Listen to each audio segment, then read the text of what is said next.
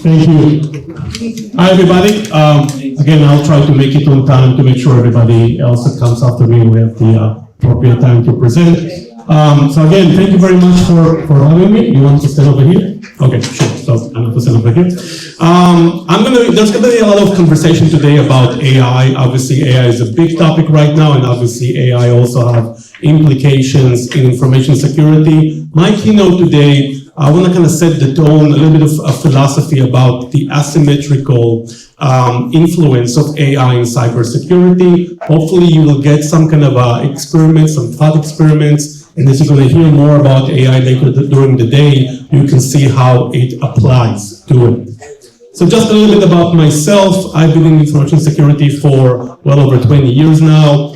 For the past 10 years, I'm the CTO and co-founder of a company called SageBreach. We're the leading company in breach and attack simulation. If you're interested, come watch me later, talk to me, ask questions, happy to answer. And I've been presenting in many different conferences in the past. This is my first time in this conference, and again, I want to thank again very much to Marco and Jen for inviting me. Thank you. I love the conference, and I love to support it as much as I can. So without further ado, let's jump into it. So before we can understand how AI is amplifying the asymmetrical relationship in cyber, let's talk just a minute here about what's asymmetrical warfare. First, it's a jargon from a military terminology. It's not something that I invented. It's existed before cyber, and it will exist even after cyber. The idea is that not all wars between all parties are equal. And in certain situations, this inequality actually gives the benefit to the weaker, or what perceives to be the weaker party in the equation. One very simple example that asymmetrical warfare applies to is guerrilla warfare. In guerrilla warfare, being the small, the nimble, the unconventional strategy actually is a winning strategy against big militaries, big aircrafts, and etc. Unfortunately, another example is terrorism. Terrorism is also defined as asymmetrical warfare, where the actions of a few can impact millions. Now, in cybersecurity, in our arena, it is actually defined as asymmetrical as well. And today, I will present a couple of examples, existing examples. I'm stepping on something here? I don't think so. No? Okay, let me try to go in and out. It's just not. No, the TV just seems to be off completely. No, we have a second here. Yep, yeah, you're on it. Hey, does anybody know how to work a computer in here?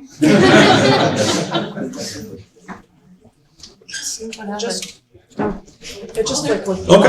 in We're back online. All right. Excellent. Oh, these things happen. No worry. Let's pick it up from where we stopped. So cyber is defined as an asymmetrical warfare. And why is that? Well, there are two main concepts that I would like to kind of think about it. And I will jump into examples later on. So these are just the beginning of the concept of why cyber is asymmetrical. So the first thing is the barrier for the adversary versus the cost of the defenders. And again, I will provide more tangible examples later on so you can actually see it. But think about it, just like a very simple idea. What it takes to send a phishing email for an individual and what it will take for a company to defend against that phishing email. It's not the same cost. It's not the same complexity. And that's actually the first definition of why cyber is asymmetrical. The second thing is the cyberspace and the cyber realm has qualities that doesn't exist necessarily in the physical space, which is anonymity and attribution, right? When you think about it, the attacks, they can come from everywhere. It can come from different countries. It can come from compromised computers within the same country. It's very hard to pinpoint where the attack is coming from or even predict the attack.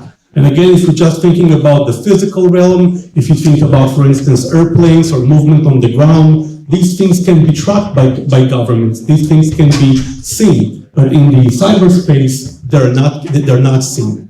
So these two attributes combined together is what conceptually define the cyberspace as asymmetrical. So for those of you that are working today in information security and are part of companies, defending companies, this analogy, this quote might speak very dearly to your heart.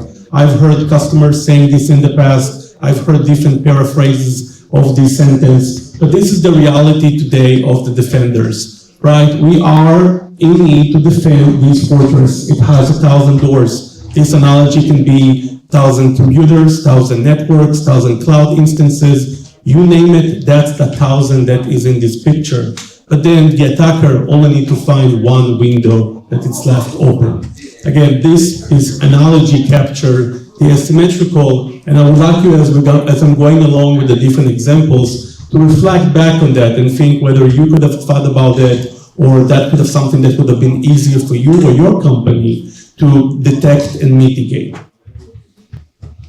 So before jumping into the concrete examples, I want to do a little bit of more of a breakdown of, again, defining the cyber attack as an asymmetrical threat, and just dive, again, from the concept a little bit into the details or qualifications that we can look at the examples that I'm going to show here in a few minutes and judge it by them. Again, the first point in the screen that you can see is the resource, what it takes to execute the attack, what it takes to defend against the attack.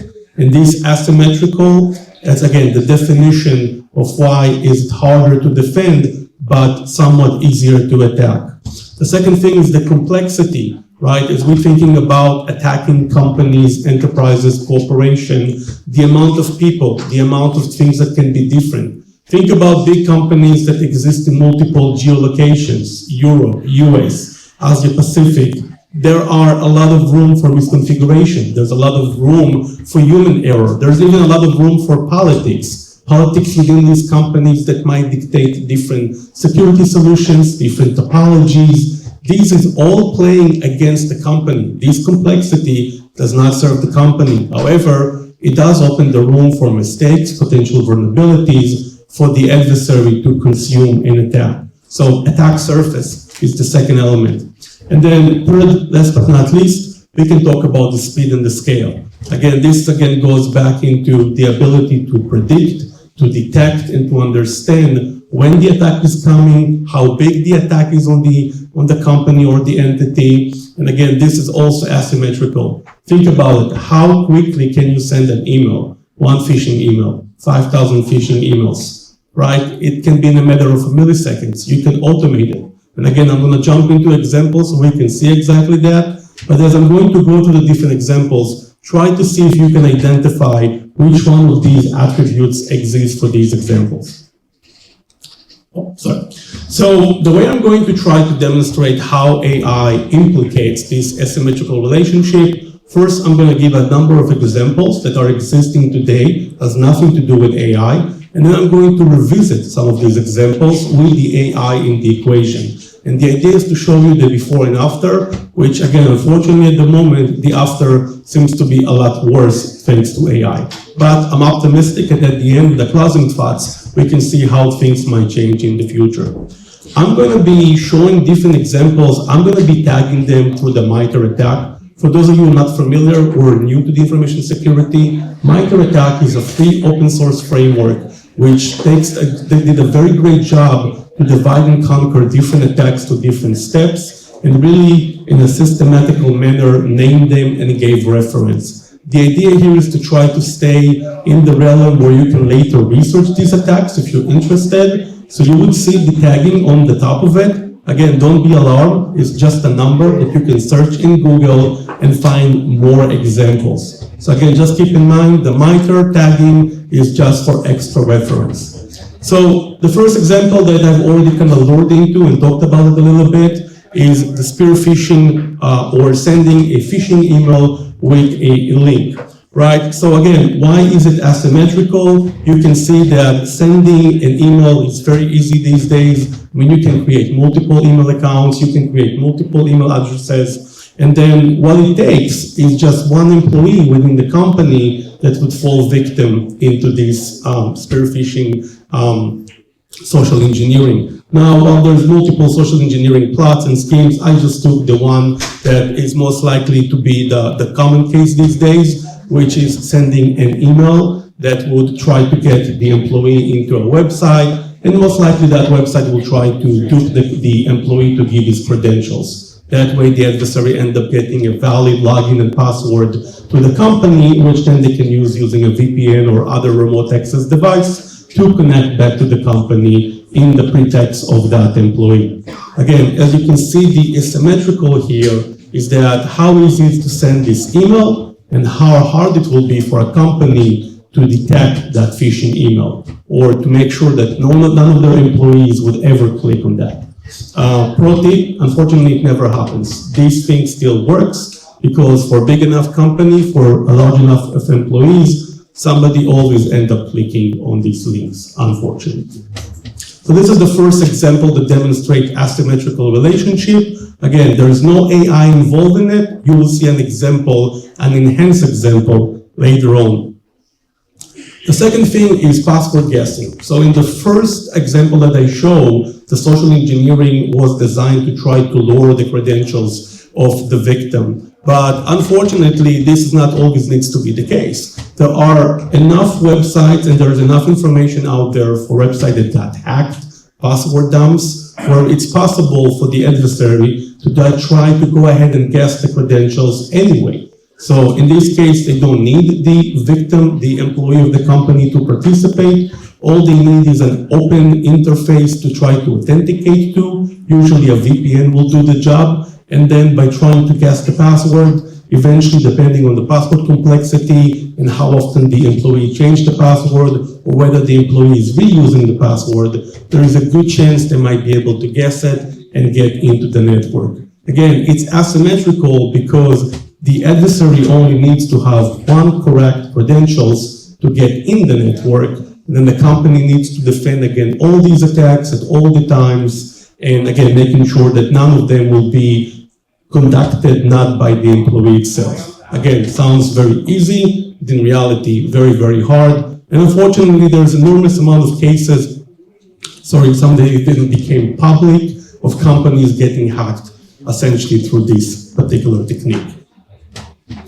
And then you have the traditional vulnerability, zero-day, privilege of escalation. This is a story that's been told many times before. Adversary finds a vulnerability in a common software.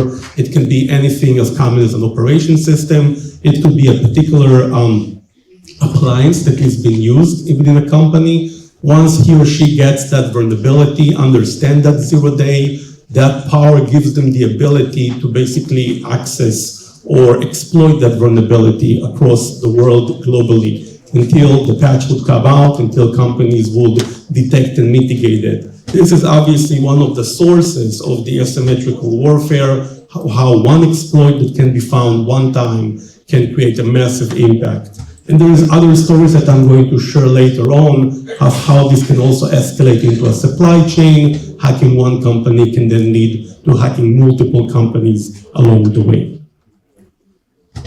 So now we're going to jump in and understand how AI is actually amplifying this asymmetrical. So far we've established that the idea of asymmetrical warfare, that there is inequality in certain situations. We talked about how in the cyberspace, it's indeed asymmetrical. We've seen a couple of different examples. We've seen the conceptual idea that the resource that the defenders and the adversary requires are different. And then we see a couple of examples. We saw the spear phishing email, we saw the password guessing, and we saw vulnerabilities as a root or actual techniques that are asymmetrical. And now let's talk about AI. So AI is obviously a very broad terminology. I'm not going to jump here into specific, but I'm going to mainly address here the generative AI section of it, which is what right now is being a very trendy and obviously a very popular implementation. There is obviously a lot that can be done with AI. There's a lot of things that can be done in machine learning, which is what AI used to be called just 5 minutes ago. I'm not going to jump into these particular examples, but I am going to show how, thanks to the introduction of technologies like ChatGPT, LLMs, and generative image and voice generation can lead or can amplify this particular asymmetrical relationship. Now, again, I do want to call out that obviously the idea here is to make you think about these things, make you aware of these things, but the idea is eventually to raise the awareness so we can do a better job defend against those. So the idea of learning the offensive here is to try to understand what the adversaries are going to do and start thinking what we can do to detect and mitigate it. And that's essentially the challenge. The challenge right now, as I'm going to demonstrate in the next few slides, is that, as it shows here in the quote at the end of the presentation slide, is that this is a math fight. We have a calculator, and now we gave the other side a supercomputer. And again, the next few examples are going to demonstrate some of those elements. So again, I'm going to be using the MITRE ATT&CK tagging just to keep things consistent. There is nothing special about it. If you're curious to learn more about these techniques, I do encourage you to then Google these MITRE attacks techniques, read more about it. Like I said, it's free, it's an open source framework used by many companies. That's why I took the effort to also tag these attacks and not just talked about them in an abstract manner. All right, so let's revisit the spear phishing, right? We already had the idea that spear phishing, even without AI, is asymmetrical. Remember how easy it is to send a phishing email, how hard it is to detect that phishing email at the end of the day. Let's see two elements that AI is introducing that is going to make it even harder. The first thing is to have the ability to craft a phishing email that is personalized. A lot of times, phishing emails tends to be very templatic, very copy-paste. I mean, how much time the adversary has to start writing these emails, how much patience they have, obviously it varies. With AI, they don't even have to think about it. So let's take the first example here. So let's say that I'm trying to hack a company, right? Thanks to social media and AI agents that can crawl the web, I can find an employees within that company that have a birthday the next week, the next month, the next whatever.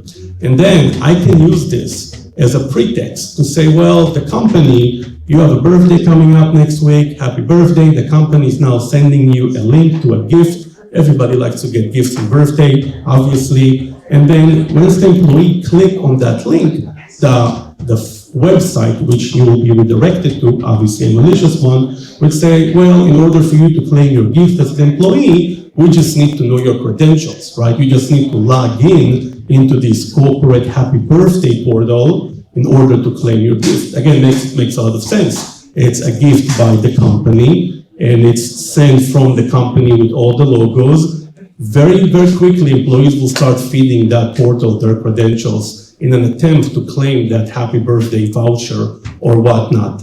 This is an example of how AI, through automation and ability to crunch text in a very high speed, can take phishing emails to the next level. As before, this type of work could have been done manually. Now it can be done with a single prompt.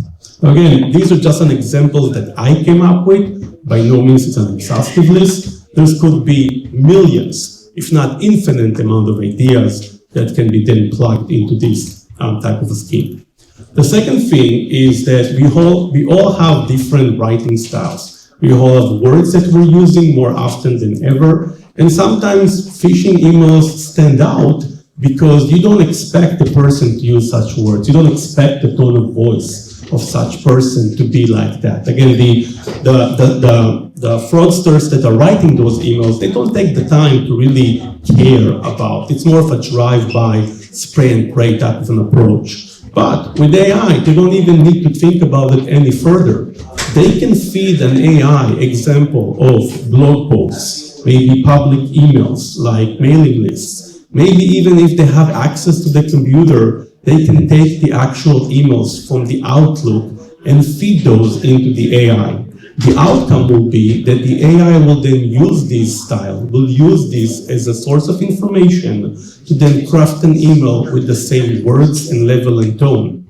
Again, this will increase the likelihood that the people that will receive those emails will actually believe that it's been written by the person that is sending them. Again, this is a game changer. It will change the way, the speed of how these emails are being created and the tone and voice and shape of them. Moving on, this is an example, this is a new example that I'm adding to the AI. And this is now, we're now moving from, previously we discussed about the Gen AI from an LLM, from a text perspective. This is unfortunately an upgrade for the same type of thinking. It's the same type of spear phishing, but now it's done not through an email, but through a service, which is just a fancy word to say a Zoom, a WhatsApp, things that is not necessarily an email.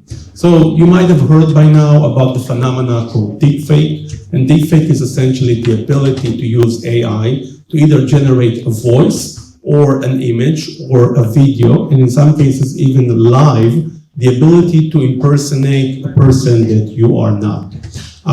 Depending on the algorithms, depending on the models, things as easy as if you can find something along 5 to 30 seconds sample of a voice, there are already models out there that can mimic it almost perfectly. So you can send people messages through different services that would sound exactly like that person. This is very mind-blowing and very, very hard to detect at the moment. There is examples already, as you can see, I kind of copy-pasted from a couple of news articles that is already in play. There's already using of this deepfake Gen AI technology to try to impersonate different people in companies and try to use this authority, to use these mechanisms to commit fraud. Again, this is a whole realm. I mean, deepfake is only at the beginning of the curve. It's yet to be unclear how it's going to unravel and what's going to be the impact. But think about it. Think how naively today, when you pick up the phone and you talk to somebody that sounds like somebody that you know, how much you're going to end up believing this is the person you're talking to. Or even worse, if you're going into a Zoom meeting and you're seeing that person, he's just telling you to do something, how naively you're going to assume that this is the person that you know and that you should be doing what this person asks you to do. But unfortunately, this might not be the case in the future, and extra protection will need to be implemented. Moving on, we talked about the password guessing previously. We talked about how password guessing right now is a threat that is asymmetrical. However, AI can even further enhance it. So we all know that in order to memorize or remember our passwords, we often use things that is close to us. It could be the dog name, it could be certain dates, it could be certain locations, things that just make sense to us in a very intuitive manner. Now, again, the adversary is not going to be able to analyze and study a corporation and thousands of people, who they are, what do they care, where do they live. However, for AI, it's not going to be a challenge. The AI is going to be able to scrape different social medias, it's going to be able to scrape different data sources, and I'm not saying it's going to be able to predict the password, that's obviously not there, but it's probably going to be able to make a candidate for passwords or more relatable passwords that their statistically likelihood to be yours is higher. So again, password guessing is obviously a game of computation. Giving enough time, any password can be cracked, any password can be guessed. However, doing it in the shortest amount of time,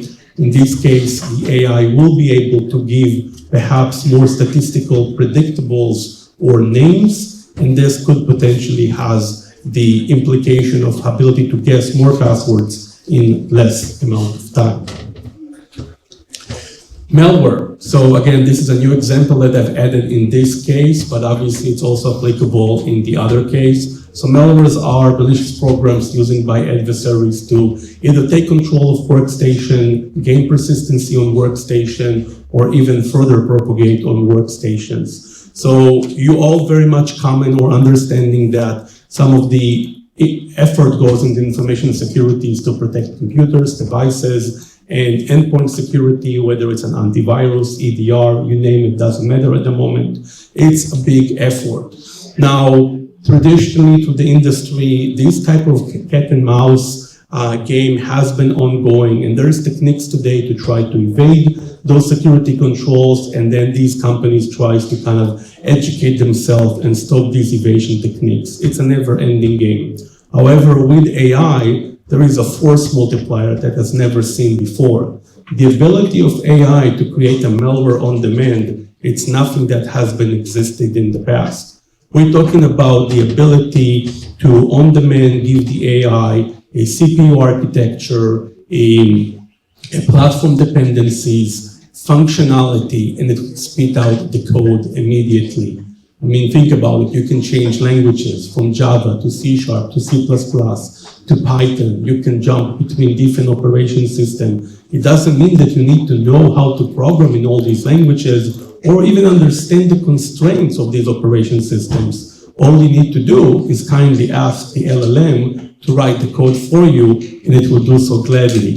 This obviously is a big game changer because a lot of how the industry works right now is on the idea that they would find a sample of these malwares, it will study these malwares, and then it will be able to identify them. If the adversary is going to change the malware every single attack, potentially on every single attack, it would make it tremendously hard to identify those attacks, to study their behavior, and eventually get to a good detection ratio for these threats. And again, every time you hear about AI replacing software engineers or AI is changing the paradigm for software development, keep in mind malware is just a software development. Just eventually the end game here is malicious, but it's just the same. If AI can produce a video game, then AI can also write a malware. And the better it gets in one task, potentially the better it can get on the other as well. And then we're going back into the privilege escalation example. Again, we talked about the 0 days and the exploits and the ability. Here, we're witnessing another game changer in potential. So the job of finding vulnerabilities, of finding 0 days, is obviously very time consuming. It's very manual. There's different ways, fuzzing techniques, there's different techniques these days to accelerate the process, but with the introductions of LLMs, their ability to sweep through a huge Git repositories, huge source codes, and potentially find out use cases or edge cases where the developer or the software has not done a good enough job to protect itself existing. And so again, think about it as I alluded to previously, an adversary is hacking or getting access into a software company, going into the actual repository of that company's software, running an LLM to identify a 0 day in their product, and then goes ahead and attack all their customers. The ability to do all I just described in a matter of minutes, it's nothing that has been seen before. Again, all of that could have been done and has been done historically. It just took a lot of time to take the code, study the code, find a vulnerability. With LLMs, we can talk about minutes of that able to do this feedback loop. So again, this obviously has a game changer, and it also increases the risk for supply chain, whereas it's able to find vulnerabilities in closed source repositories, and then the customers of these companies will be subjected to those attacks. And so as we come into the conclusion of my presentations, I kind of want to, again, point out the different milestones that we were talking about. So as you've seen, AI can enhance every step of the attack, whether it's the initial access, whether it's what's going to happen while the adversary has access, such in the case of the malware. And there's also the realms of exfiltration, which I did not touch upon it, but there's also examples of how exfiltration can be masqueraded or be more sophisticated thanks to an AI. And as you can see, the challenge is this technology enables the adversary much, much further than it enables the defenders. This is not to say that AI won't be able to one day detect all these shenanigans and protect against it. But if you think about the challenges that big corporations and companies has with implementing new technology, the life cycles, the legal aspects, the compliance, there is obviously a lead time, a lag behind. So adversaries, they don't care about those things such as compliance and legal. For them, it's whatever get the job done faster. They will adopt, they would use this technology. For the defenders, there's obviously other considerations depending on their entity and their size of business, customers, regulation. They might not be able to adapt so quickly to detect and mitigate against those attacks. So at the moment, as we kind of seeing the lay of the land with AI, it's unfortunately the case is that right now AI is more helping the adversary than the defender. Again, I do hopefully wish and think that in the future, this would not necessarily be the case. It's not to say that these technologies, AI, Gen AI, cannot be used for defensive purposes. 100% it can and it will be. It's just there is other challenges in adapting those that is basically causing this asymmetrical, at this point in time, to be more than the tipping scale of the adversary. So as you leave today, this conference, as you will hear more about different AI-related topics and attacks, what can you do about it? Well, first of all, be mindful of that. When you look at attacks, when you're thinking about how you can do your job, how you can help, think about, first of all, can AI be a game changer here for either you as a defender or you as the adversary? And once you're being mindful of it, also communicate these risks, communicate these ideas around. People not might be educated or aware of these threats the same way that you are, but it's important that they will be aware of it, that there are certain things right now that AI can do better, that if the company or the product won't be able to detect and mitigate, it would expose the company or the service. And again, as always in our field, we need to constantly improve and learn. I know that there is a lot of things that sometimes could seem scary, and AI definitely has realms within it that involves mathematics and very low-level understanding. However, I can assure you that most of the script kiddies and the hackers that are using it are not going to the length of learning algebra and understanding these mathematics. So when you're thinking about experimenting with AI, think about it not necessarily from, I need to understand all of it, but what will the adversary will try to do? And mostly these days, adversaries are concerning themselves with the prompts. What kind of prompts can they write? What will be the outcome of these prompts? And by understanding these ideas, by playing with these ideas, you can be better informed and better aware of the risks. And with that being said, I'd love to answer any questions, and hopefully on time or trying to make it on time. Any questions? Yes? Yeah, thanks for the presentation. Sure. So I know that there have already been public cases, deepfakes being used Correct. to exploit organizations. As far as things like malware development or zero-day development, is there evidence that AI is already being used in threats? So there is already evidence and public knowledge that certain adversaries groups use ChatGPT to develop malwares or parts of malwares. I believe some of that was already admitted by the company themselves. They even named a couple of nation states they suspected or even attributed to that. I would guess for the second part about developing exploits, usually the exploit doesn't have any attribution on that level. It will be very hard to determine whether this exploit was developed by AI or a person. But I will suspect that as time goes by, maybe there's going to be chatter or the darknet, or maybe there's going to be even adversaries that are taking pride of using LLMs to develop the exploits. But theoretically, the idea is there. It's not that one thing is harder than the other. It's about feeding the right prompt, feeding the right information, and some progress on the AI level to be able to generate a working exploits. So, yeah. Yes? I guess, what does it imply for detection engineering? If you're a detection engineer writing Python scripts?